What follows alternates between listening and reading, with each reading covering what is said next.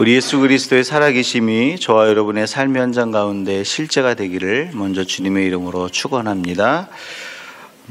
성도는 이 땅에 살면서 수많은 세상의 도전을 받습니다. 예수 믿지 않는 가정에 시집을 가면 제사, 미신, 그리고 점치는 문화에 도전을 받습니다. 또 믿지 않는 부모나 가족에게 핍박을 받지요. 저희 어머니는 청소년 때 예수 믿는다는 이유로 아버지에게 홍두깨로 맞아서 그 자리에서 기절을 했어요. 그러니까 핍박이 있다는 거죠. 우리가 직장 생활을 하거나 비즈니스를 할 때 예수님 때문에 정직하려고 합니다. 그러나 직장 상사들이나 동료들이 좋아하지 않죠. 세상은 다 그런 거야. 그냥 그렇게 살아. 헐, 너 이렇게 유별나게 그러니? 그러면서 그 공동체에서 밀어내죠. 핍박을 주고 그리고 불이익을 줍니다. 이렇게 세상의 도전이 우리 삶에 밀려올 때 성도와 교회가 할 일은 무엇입니까? 세상의 도전 가운데서 우리는 살아갈 수밖에 없어요. 그때 저와 여러분이 해야 될 게 뭐냐라는 거죠. 오늘 말씀에는 세상의 도전 앞에서 성도가 무엇을 해야 하는지 분명하게 말씀해 주고 있습니다. 오늘 23절 말씀에 보니까 이렇게 돼 있어요. 사도들이 노임에, 사도들이 공회에 붙잡혀 있었어요. 예수 전하는 일 때문에.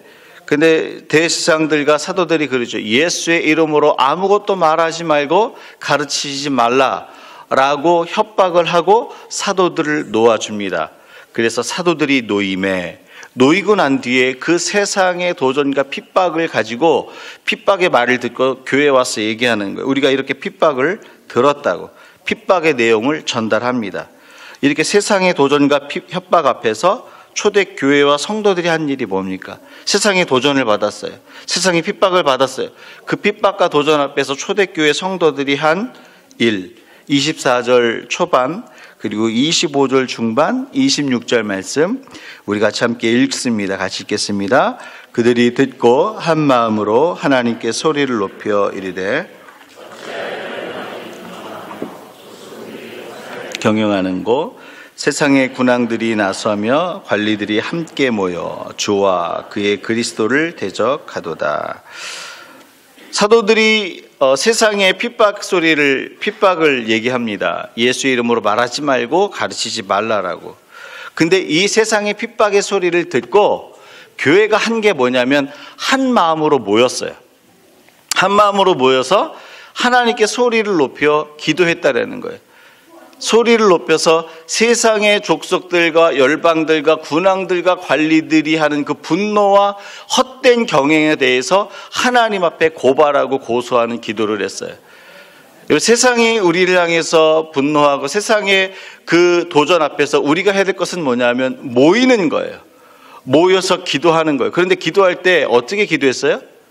소리를 높여서. 여러분, 소리를 높여서 한다는 말이 조용히 했다라는 거예요? 부르짖었다라는 거예요? 부르짖는 거예요. 성도는 묵상 기도도 할 줄 알아야 되지만 세상에 도전이 왔을 때, 세상이 핍박이 왔을 때는 성도들이 모여서 부르짖을 것을 하나님이 명령하셨어요. 한번 생각해 보세요. 우리가 길을 가다가 강도를 만나 지갑을 뺏어가요. 우리가 물에 빠졌어요. 그러면 속으로 저 좀 도와주세요. 이렇게 얘기하시겠어요? 저 좀 도와주세요. 소리를 지르시겠어요? 어려우세요? 도와주세요. 소리를 지를 거 아니에요. 상식이잖아요. 지금 하나님은 우리 가운데 무엇을 얘기하냐면 너희가 이 세상에 살 때에 세상의 도전과 핍박 앞에서 성도들은 모이는데 그 모여서 하나님께 부르짖으라는 거예요. 무엇을 부르짖어요? 세상의 헛된 경영과 세상의 군왕들과 관리들이 그리스도를 어떻게, 교회를 어떻게 대적하는지에 대해서 하나님께 고발하라는 거예요. 부르짖으며 고발하라는 거예요. 왜 믿음의 공동체가 세상의 도전에 대해서 하나님께 부르짖으며 기도해야 될까요? 우리가 세상의 도전을 받잖아요. 그럼 교회는 모여야 돼요. 부르짖어야 돼요. 이게 저와 여러분의 삶의 모습이어야 돼요. 왜 이것을 요청하실까요? 믿음의 공동체가 세상의 도전에 대해서 하나님께 부르짖으며 고발할 때 하나님의 역사가 우리 삶 가운데 나타났어요. 여러분, 믿음의 공동체가 부르짖잖아요. 하나님의 역사가 우리 삶의 현장 가운데 나타나요. 우리가 사는 이 역사 가운데 하나님의 역사가 나타나는 거예요. 우리가 사는 시간 가운데 하나님의 시간이 나타나는 거예요. 하나님의 개입이 나타나는 거예요. 그래서 교회 공동체를 향해서 세상의 도전이 너희 가운데 보이거든 모여서 부르짖으라라고 우리 가운데 명령하시는 거예요. 여러분, 에레미야 29장 이야기를 제가 잠깐 나누고 싶어요. 에레미야 29장은요 어떤 배경을 갖냐면, 남유다가 바벨론에게 1차 침공을 받고 2차 침공을 받습니다. 그래서 1차 침공, 2차 침공 때 남유다가 포로로 사로잡혀가요. 그때 1차 포로로 사로잡혀간 사람이 누구냐면 다니엘이에요. 그때 예레미야가 하나님한테 말씀을 받아요. 1차, 2차 포로로 바벨론에 사로잡혀간 사람들에게 하나님의 말씀을 받아서 예레미야 29장의 말씀을 편지를 써서 포로로 잡혀간 남유다 사람들에게 하나님의 말씀을 편지로 보냅니다. 그 예레미야 29장 중에 12절과 14절 말씀, 어떤 내용의 말씀이 있는지 한번 읽어볼게요. 같이 읽습니다. 너희가 내게 부르짖으며 내게 와서 기도하면 내가 너희의 기도를 들을 것이요 너희를 포로된 중에서 다시 돌아오게 하되 쫓아보내었던 나라들과 모든 곳에서 모아 사로잡혀 떠났던 그곳으로 돌아오게 하리라. 여러분, 지금 남유다 백성들은 바벨론의 포로에 잡혀서 세상의 도전에 직면해 있어요. 세상의 도전에 직면해 있어요. 바벨론 포로 생활 가운데 있는 남유다들에게 하나님이 에레미야를 통해서 편지를 써서 보내신 말씀이 뭐냐면, 너희가 지금 세상의 도전을 받았느냐? 지금 포로가 되어서 그곳에 사로잡혀 있느냐? 너희는 내게 와서 부르짖으며 라고 얘기하는 거예요. 너희는 내게 부르짖으며. 이 말씀의 배경이 뭐냐면 세상의 도전을 받는 하나님의 공동체를 향해서 하는 거예요. 그럼 너희가 와서 부르짖으면, 그 세상의 도전을 받고 부르짖으면 내가 너희를 다시 구원해 내겠다라고 말씀하시는 거예요.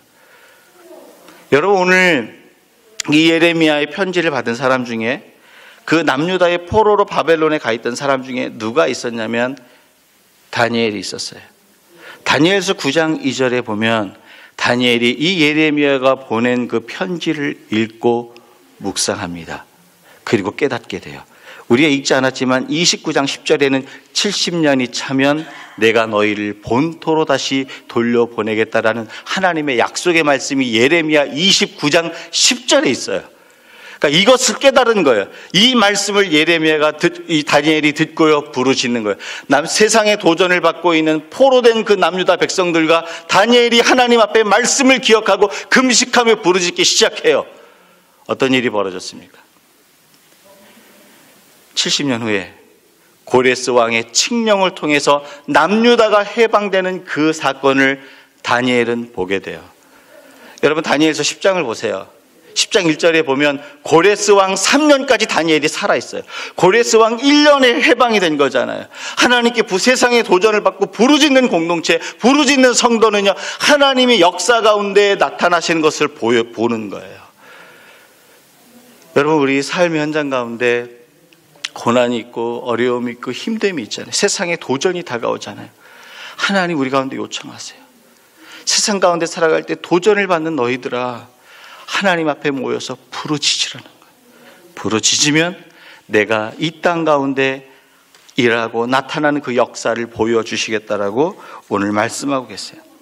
따라서 세상의 도전과 핍박 앞에서 교회가 해야 할 일은 부르짖는 공동체가 되는 거예요. 그래서 하나님의 역사를 세상 가운데 보여주는 거예요. 사랑하는 여러분, 지금은요 크리스찬이요 직장에서 비즈니스를 하면서 이 땅 가운데, 특히 북미권 가운데서 세상의 도전에 직면해 있어요. 부르짖지 않고는 직장 생활을 할 수 없어요. 비즈니스 할 수 없어요. 왜? 비진리와 타협해야 되니까. 세상의 도전 앞에서 하나님 오늘 주시는 명령과 말씀은 무엇이냐면 너희가 모여 함께 부르짖으라는 거예요. 세상의 그 헛된 사상과 가치에 대해서 하나님께 고발하라는 거예요. 그러면 내가 역사를 일으키겠다는 거예요. 여러분, 세계 2차 대전 중에 영국과 연합군이 프랑스 서부 해안가 그 틴케르크라는 해변에 갇히게 됐어요. 30만 명이 넘는 영국 군인과 연합군이요 독일군에게 포위가 된 거예요. 거의 전멸의 위기가 닥칩니다. 그 전멸의 위기가 닥쳤을 때에 영국군 군인 방송에서 영국 본토에 마지막 타전을 쳐요. 방송을 하는데 그 마지막 말이 뭔지 아세요? 성경 말씀 다니엘서 3장을 인용하는 거예요. 그리 아니하실지라도. 그 그리 아니하실지라도라는 그 마지막 그 타전은 뭘 얘기해요? 하나님 우리를 구원해 주십시오. 하나님 우리를 구원해 주십시오라고 타전을 한 거예요. 근데 그리 아니하실지라도 우리는 주님께 기도. 이 소리를 듣고 영국 본토가 교회가 기도하기 시작해요. 하나님, 그 백성들이 그 군인들을 위해서 기도하기 시작합니다. 그 다음에 어떤 일이 벌어진 줄 아세요? 이 소식을 듣고요, 그 고기 잡는 배 어선, 상선, 요트, 보트, 이게요 그 틴케르크 해안으로 가요. 그리고 그 영국군 군인들과 연합군인을 그 배로 옮기죠. 근데 이때 이상한 일이 벌어져요.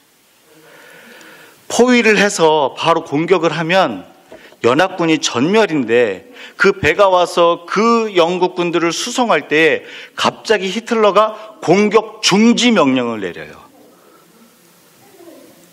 역사학자들이 그 전쟁을 보면서 지금도 답을 못 줘요. 왜 공격을 바로 했으면 그 영국군은 전멸했을 텐데 왜 그때 히틀러가 갑자기 뜬금없이 공격을 중지 명령했을까? 그 이유를 지금도 답을 찾지 못해요. 근데 여러분, 기도하는 공동체는 알죠. 무엇을 얘기하고 있습니까?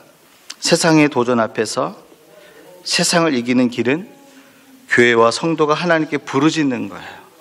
믿음의 공동체가 부르짖을 때 세상은 하나님의 역사를 보는 거예요. 교회와 성도가 부르짖을 때 세상은 하나님이 일하시는 걸 보는 거예요. 교회와 성도가 부르짖을 때 하나님의 역사가 이 땅의 역사 가운데 임하는 거예요. 저와 여러분이 무엇을 할 수 있는 게 많이 없어요. 하지 말라는 게 아니라 이 땅을 염려하는 것으로, 이 땅에 무엇을 하는 것으로 우리가 할 수 있는 것이 아니라 부르짖는 공동체가 되면 하나님이 일하시는 걸 보는 거예요. 성도는요, 거기서부터 시작해요. 그 감동으로 무엇을 할지를 하나님이 알려주시는 거예요. 여러분 믿으세요? 이 시대가 인간의 인권이라는 명분 아래 죄를 받아들이도록 우리 자녀들을 교육하고 있어요. 여러분, 우리 유학하고 이민 오신 우리 부모님들께 죄송해요. 우리 애들 잘 되라고 애들 유학 데리고 왔잖아요. 근데 이 사회가 아이들이 동성애를 당연시 받아들이고 간통과 낙태와 이런 것에 대해서 죄의식을 갖지 않는 교육을 가르치는 것이 북미권이에요. 우리 아이들 잘 되라고 데리고 왔는데 그런 현장에 있어요. 세상의 도전이에요. 아이들이 이곳에서 영어만 배우면 우리 아이들이 온전하게 잘할까요? 그렇지 않아요, 여러분. 부르짖어야 돼요. 이 시대의 도전에 대해서 부모들이 부르짖어야 돼요. 하나님의 역사와 구원의 손길이 자녀들과 이 땅과 임하게 해달라고. 여러분, 진리를 붙들면 무식한 사람으로 낙인 찍히는 것이 이 세상입니다. 세상의 달콤하고 편한 것 앞에서 진리를 내려놓으라는 도전이 우리 앞에 있어요. 부르짖지 않고는 비즈니스 할 수 없어요. 부르짖지 않고는 직장 생활할 수 없어요. 부르짖지 않고 어떻게 비즈니스를 할 수 있고 직장 생활을 할 수 있어요? 세상의 도전에 직면할 수 있는 능력이 없어요, 저와 여러분은. 특별히 지난 한 주 동안 너무 죄송하고 너무 가슴이 아팠어요. 목회자로서 너무 한국 교회와 성도들에게 죄송했던 것은 한국 통합적 교단이 명성교회의 돈과 권력 앞에 무릎을 꿇었습니다. 여러분, 교회가 무너진 거죠. 이 세상의 도전 앞에서 성도는 부르짖어야 돼요. 근데 그게 그들만의 문제가 아니에요. 권력과 돈 앞에서 무릎 꿇는 것은 그들만의 문제가 아니라 저와 여러분의 삶의 현장에도 팽배해 있어요.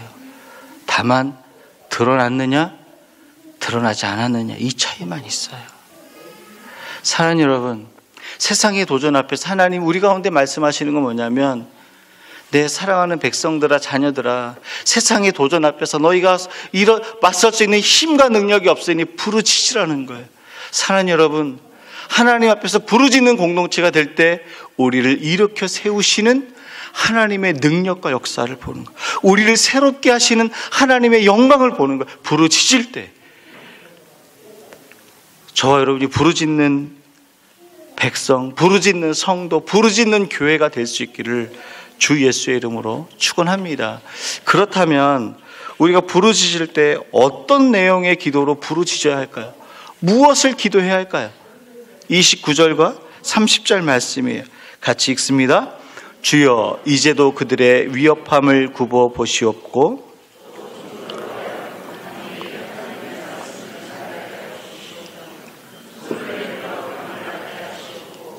표적과 기사가 거룩한 종 예수의 이름으로 이루어지게 하옵소서 하더라. 세상의 도전 앞에서 믿음의 공동체가 부르짖을 때 다음과 같은 세 가지 기도를 우리 기도 내용에 담아야 됩니다. 우리가 세상의 도전을 보고 교회가 모였잖아요. 하나님께 부르짖을 때 반드시 다음과 같은 세 가지 기도 내용을 포함시켜야 돼요. 첫 번째가 뭐냐면, 주여, 이제도 그들의 위협함을 굽어 보시옵고, 하나님 우리를 지켜주시고 우리를 보호해 주십시오. 하나님의 보호하심을 기도해야 돼요. 왜요? 하나님의 보호하심을 신뢰할 때 사명을 향해 달려갈 수 있어요. 하나님의 보호하심을 우리가 신뢰할 때 사명을 향해 사명의 완수를 향해 달려갈 수 있다라는 거예요. 두 번째 기도를 보세요. 우리의 위협함을 굽어보시고 하나님의 보호하심을 믿고 기도하며 나아가니까 그 종들로 하여금 담대히 하나님의 말씀을 전하게 해달라. 두 번째 기도를 해요. 여러분, 사도들의 사명은 뭘까요?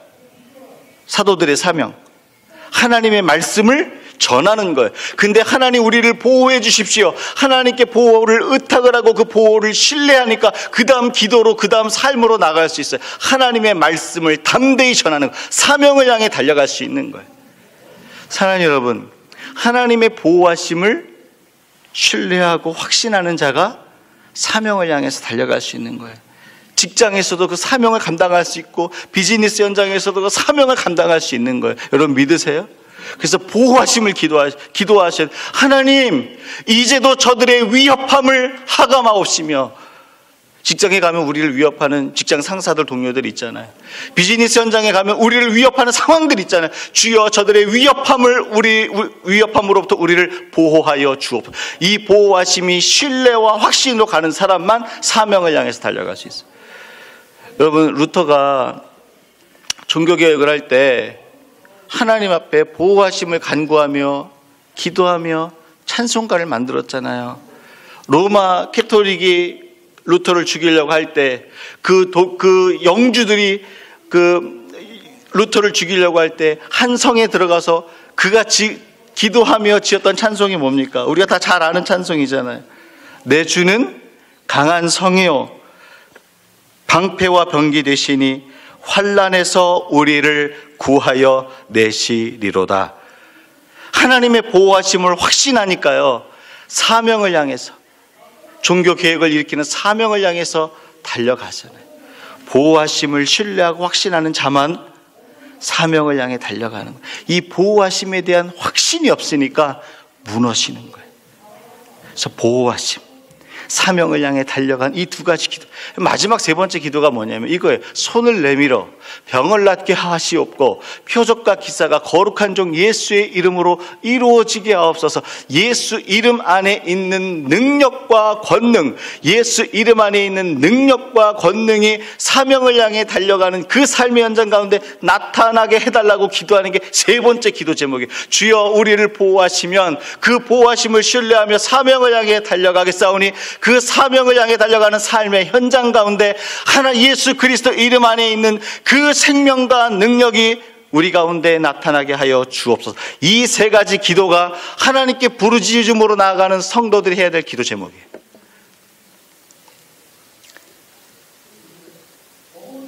에스더서에 보면 에스더가요, 이 세 가지 기도 제목을 가지고 하나님께 나아갑니다.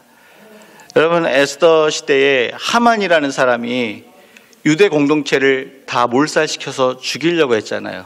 세상의 도전과 세상의 위협함에 맞닥뜨리게 됐어요.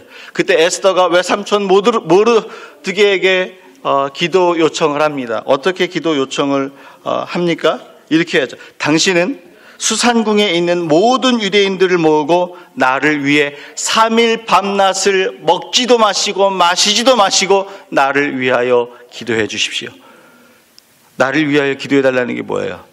왕 앞에 들어가는 자기를 하나님의 보호하심과 인도하심 가운데 나를 보호해 달라고 보호하심의 요청을 하는 거예요. 보호하심의 기도를 하는 거예요.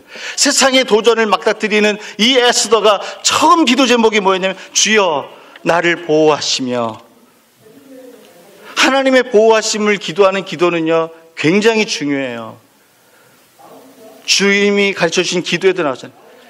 우리를 악에서 지키시고 죄에 빠지지 말게 해달라고 기도를 하잖아요. 세상으로부터 우리를 보호하심을 기도하는 것은요 제일 먼저 해야 될 기도예요. 여러분, 그리고 에스더가 이렇게 얘기를 합니다. 나도 나의 시녀들과 함께 금식 후에 규례를 어기고 왕에게 나아가리니 죽으면 죽으리라. 여러분이 에스더가 왕에게 나가서 죽으면 죽으리라고 나가는 이 기도 제목이 뭡니까? 이 선포가 뭡니까? 사명을 향해 나아가는 거예요. 여러분, 이거는요 너무나 중요한 거예요. 하나님의 보호하심을 기도하고 하나님의 보호하심을 확신하는 사람은요 사명을 향해 나아가는 거예요. 여러분, 우리가 이 땅의 직업을 가지고 비즈니스를 하는 것은 생계를 위해서 하는 게 아니에요. 크리스찬은요, 물론 생계의 수단의 한 부분은 있지만 생계를 위해서 하는 것이 아니라 사명을 완성하기 위해서 하나님이 그 직업을 주신 거예요. 그 비즈니스를 주신 거예요. 여러분, 그런데 하나님의 보호하심을 놓고 기도하지 아니하고 사명을 위해서 기도하지 않으면요 생계 수단으로 전락하는 거예요. 직업은 먹고 살라고 주신 부분도 있지만 먹고 살라고 주신 것이 아니라 저와 여러분의 사명을 완수하기 위해서 하나님이 주신 거예요. 그래서 기도해야 돼요. 그래서 직장 다니시는 여러분, 비즈니스를 하시는 여러분 와서 부르짖고 기도하셔야 돼요. 왜? 직장 가운데, 비즈니스 현장 가운데 세상의 도전이 있으니까. 이곳에 와서 직장과 비즈니스를 위해서 기도하는 부르짖음이 없다면 그 직업과 비즈니스는 생계를 위해서 하는 거예요. 사명은 나하고 아직 거리가 먼 거예요. 그러니까 여러분, 하나님 도전을 주시는 거예요. 와서 부르짖으라고. 그 직장과 비즈니스 현장을 위해서 기도하라고, 부르짖으라고. 하나님의 보호하심을 위해서, 사명을 위해서 기도하라고. 여러분 믿으세요? 그래서 예수 믿는 사람은요 직장과 비즈니스에서 기도하지 않고는 사명 완수를 할 수가 없는 거예요. 여러분, 에스더가 이렇게 기도 부탁한 후에 3일 금식하고 왕에게 들어갑니다. 아하수에로 왕에게 들어가요. 어떤 일이 벌어집니까? 자, 여기서도 몇 번 얘기했는데 전 지금도 이런 은혜가 우리 각 가정에게 임했으면 좋겠어요. 아하수에로가 자기가 안아본 자기 부인이잖아요. 자기 부인을 잘 아는데 너무 이쁘게 보여요. 하나님의 영광이 그 에스더의 육체 가운데 임하는 거예요. 그거 어떻게 합니까? 에스더가 금호를 내밀어서 그 왕비를 살리잖아요. 그때 당시에 왕비는 왕의 허락이 없이 들어가면 그냥 죽는 규례가 있었어요. 이쁘게 보이니까 용서가 되는 거예요. 세상의 남자들은 여자가 이쁘면 다 용서가 된대요. 그게 아하수에로 왕의 모습이었어요. 여러분, 그 다음에 에스더가 뭘 합니까? 하만이 어떻게 유대인들을 죽일지 그 계략을 다 들춰내는 거예요. 유대인들을 죽이려고 바깥에 세워뒀던 그 막대기에 하만이가 달려 죽습니다. 하나님의 영광이 에스더의 그 사명 위를 걸어가는 삶의 현장 가운데 나타나는 거예요. 무엇을 얘기합니까? 하나님의 보호하심을 믿고 사명을 향해 달려가는 그 성도와 공동체는 하나님의 영광을 본다는 거예요. 이 세 가지를 놓고 기도하셔야 돼요. 하나님 보호해 주십시오. 그 보호하심을 확신하며 사명을 향해 걸어갈 때 그곳에 하나님이 우리를 하나님의 영광 안에 초청해 주시는 거예요. 하나님의 영광 안에 초청해 주시는 것. 이게 세상과 싸우는 성도이고 교회예요. 여러분 믿으세요? 그래서 부르짖지 않는 공동체는요, 세상과 싸울 수 없어요. 부르짖지 않는 성도는 세상과 싸울 수 없어요. 마음의 소원은 있으나 능력이 없어요. 세상과 싸우고 싶은 능력은, 소망은 있지만 능력이 안 나타나면 못 싸우는 거예요. 그 능력의 근원은 하나님이세요. 따라서 부르짖는 공동체가 기도해야 할 내용은 하나님의 보호하심 아래에서 사명을 완수하는 거예요. 그 사명을 향해 달려갈 때 하나님의 영광 안에 우리를 초청해 달라고 기도하는 거예요. 사랑하는 여러분, 도전을 드립니다. 직장 상사와 비즈니스 현장을 위해서 부르짖고 기도하는 성도가 되십시오. 부르짖지 않고 기도하지 않으면 그냥 생계를 위해서 나는 존재할 수밖에 없어요. 저와 여러분은 생계를 위해서 존재하는 존재, 그것은 다 있어야 될지 하나님이 아세요. 여러분 믿으시죠? 저와 여러분 가운데 하나님은 그 소명을 향해 달려가기 원하시는 거예요. 그 영광 안에 참여하기 원하세요. 부르짖는 자가 되라고 오늘 말씀하고 계십니다.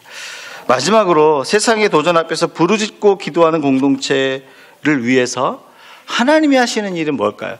하나님이 영광 가운데 우리를 초청하시지만 오늘 말씀에는 더 구체적인 약속이 담겨져 있어요. 하나님이 하시는 뭘까요? 하시는 일 31절 말씀입니다. 같이 읽습니다. 빌기를 다함에 모인 곳이 진동하더니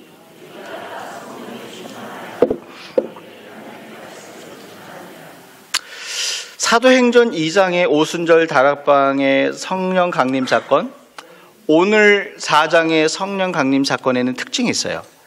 2장에도 무리가 모였어요. 무리가 모였는데 강조점이 어디 있냐면 성경이 이렇게 얘기를 해요. 무리가 모여 기도할 때에 성령의 불이 각 사람 위에 임했다라고 기록되어 있는 게 사도행전 2장이에요. 각 사람 위에 임한 성령의 임재의 강조점이 사도행전 2장에 있어요. 그런데 오늘 말씀에는 무리가 모여 기도하였는데 그 무리가 다 성령이 충만했다라고 얘기하고 있어요. 그러니까 성령의 감동과 은혜를 동시적으로 공유하고 경험하는 공동체의 강조점이 있어요. 성령을 경험한 공동체의 강조점을 두고 있다는 거예요. 공동체 강조점을 두고 있는 게 뭔지 아세요? 하나님이 주신 은혜와 감동, 능력이 공유되어지는 공동체. 하나님이 주신 은혜와 감동을 함께 경험하는 공동체. 하나님이 주신 은혜를 함께 경험하고 공유하는 공동체가 됐을 때 비로소 담대히 하나님의 말씀을 전하는 공동체가 되는 거예요. 하나님의 말씀이 흥황해지고 하나님의 말씀에 따라 공동체가 움직이고 하나님의 말씀에 따라 하나님의 백성들이 순종하고 그 말씀의 능력이 나타나는 것이 하나님의 은혜와 능력을 경험하는 공통된 경험이 있는 공동체를 통해서 나타나는 거예요. 이것을 다른 말로 무슨 말이라고 뭐로 표현하는 줄 아세요? 이게 부흥이에요. 하나님의 은혜와 능력을 공통적으로 경험해서 하나님의 말씀이 흥황해지고 하나님의 말씀에 역사가 있는 것, 이게 부흥이에요. 여러분, 물론 부흥의 현장에는 사람이 많이 모일 수 있어요. 그러나 사람이 많이 모였다고 해서 다 부흥이라고 보지는 않아요. 제가 아까 말씀을 드렸지만 우리 한국의 그 통합축교단의 그 모 교회가 엄청난 숫자가 모입니다. 출석교인만 3만 명이 넘어요. 근데 여러분, 그것을 부흥이라고 말할 수는 없어요. 왜요? 진리를 외면하니까. 적은 숫자가 모여도 하나님이 주신 은혜와 감동을 공통적으로 경험해서 하나님의 말씀이 운동력이 있고 거기에 반응하고 거기에 순종하고 그 말씀에 흥황해서 그 말씀에 반응하는 공동체가 되는 그것을 부흥이라고 그러는 거예요. 그 감동에 사람들이 불이 붙을 때 사람들이 몰려드는 거고 믿는 자의 수가 더해지는 거예요. 사랑하는 여러분, 부흥을 꿈꾸십시오. 여러분, 부흥을 꿈꾸세요? 부흥을 꿈꾸고 부흥을 경험해야 하나님이 교회와 가정과 사회를 변화시키시는 거예요. 여호수아 24장에 보면 이런 표현이 있어요. 여호수아와 그 장로들이 살아있는 동안 이스라엘이 여호와와 하나님의 말씀을, 여호와를 따르고 하나님의 말씀을 지켰다라는 표현이 있어요. 그 이후에는 어떻게 됐을까? 그런데 그 표현은 무슨 표현이냐면, 여호수아와 그 이스라엘 장로가 살아있는 동안에는 하나님의 말씀을 지켰다라는 것은 하나님의 말씀이 흥황하고 말씀이 역사했다라는 거예요. 그런데 여호수아와 시대의 장로들이 죽은 이후에는 하나님 여호와를 섬기는 일이 없어졌어요. 그 말씀을 지키는 일이 없어졌어요. 그 다음 시대가 뭐냐면 자기 소견에 옳은 대로 행한 사사 시대가 돼요. 자기 소견에 옳은 대로 산 게 뭐예요? 다른 표현으로 하면 말씀의 역사가 없는 거예요. 말씀의 역사가 없으니까 자기 소견에 옳은 거죠. 옳은 대로 하는 거죠. 왜 이런 일이 벌어졌습니까? 여호수아와 그 장로들이 살아있는 동안에는요, 신앙의 공통된 은혜의 경험이 있었어요. 공동체 안에 하나님을 경험하는 성령의 은혜와 공통되게 경험된 은혜가 있는데, 그게 뭐냐면 성도들이 함께 기도해서 소리를 질렀더니 뭐가 무너져요? 여리고 성이 무너지는 거예요. 하나님의 은혜를 경험하는 공동체의 경험이 있었어요.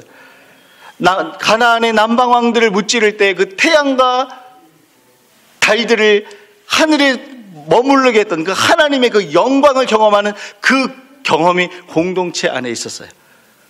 그 하나님의 영광과 은혜를 경험한 그 경험이 공유되어지니까 하나님의 말씀이 그 공동체 가운데 운행하는 거예요.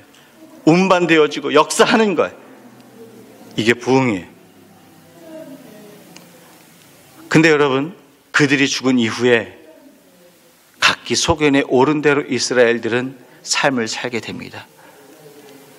말씀이 역사하지 않는 거예요. 무엇을 얘기하고 있습니까? 하나님이 주시는 은혜와 능력과 감동을 공유하는 공동체 안에 하나님과 그 말씀이 나타나고 역사한다는 거예요. 따라서 부르짖는 공동체를 위해 하나님이 하시는 일은 성령의 은혜와 감동을 공유하게 만들어주세요. 성령의 은혜와 감동을 공유하게 만들어주세요. 이게 부르짖는 공동체에게 하나님이 하시는 일이에요. 그래서 말씀이 역사하게 해주시고, 말씀이 운반되게 하시고, 말씀이 능력 있게 우리 가운데 나타나게 만들어주세요. 여러분, 저희가 예배할 공간이 없어서 하나님께 부르짖었잖아요. 함께 부르짖고 하나님께 간구하였더니 이 성전으로 옮기는 공통된 감동과 은혜를 주셨어요. 그렇죠? 근데 제가 말씀을 준비하면서 하나님이 제게 주신 마음을 좀 나누고 싶은 건 뭐냐면, 제가 말씀을 준비하면서 저도 준비하면서 깨달았어요. 하나님께 부르짖고 하나님이 그 공동체를 성령의 은혜와 감동으로 그것을 함께 묶어주시고 경험하게 하신 뒤에는 말씀의 부흥이 있겠구나. 여러분, 말씀이 우리 가운데 운반되어지고 말씀의 부흥을 일으키는 하나님의 그 다음 파도가 우리 가운데 나타날 겁니다. 이거는 제 얘기가 아니라 성경의 순서였어요. 하나님께 부르짖고 그 부르짖음을 들으시고 성령의 감동과 은혜로 공통되게 묶어진 공동체에 그 다음 나타난 것은 하나님의 부흥이에요. 그 부흥은 어떤 부흥이냐면 말씀이 운반되어지는 부흥이에요. 그 부흥은 어떤 부흥이냐면 말씀의 감동을 받는 부흥이에요. 그 부흥은 어떤 부흥이냐면 말씀에 순종하는 부흥이에요. 그 부흥은 어떤 부흥이냐면 말씀을 나누고자 하는 부흥이에요. 여러분, 이 부흥의 파도에 참여하고 동참하시길 주의 이름으로 축원합니다. 그래서 부르짖으셔야 돼요. 하나님 앞에서 일어서셔야 돼요. 오늘 저와 여러분 가운데 이러한 삶의 역사가 나타날 수 있기를 주 예수의 이름으로 축원합니다. 우리